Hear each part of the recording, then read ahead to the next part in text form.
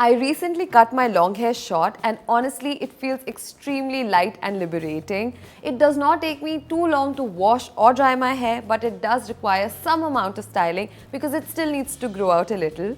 So if you're someone who's just got a cute short haircut, then you don't have to worry because I'm going to show you how easy it is to maintain it.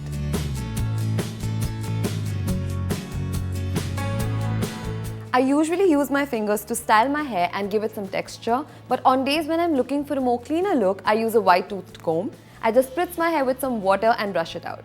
I usually wash my hair when it starts to feel oily and I use a moisturizing shampoo. Also, while using a conditioner, you want to make sure you don't put a lot of product because it's only going to weigh your hair down.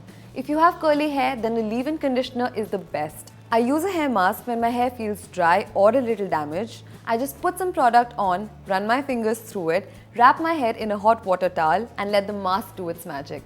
Keep it on for 10 to 20 minutes and rinse it off with cold water.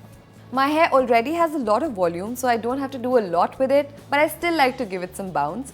So I spray on a heat protectant and use a blow dryer on low heat and brush my hair out.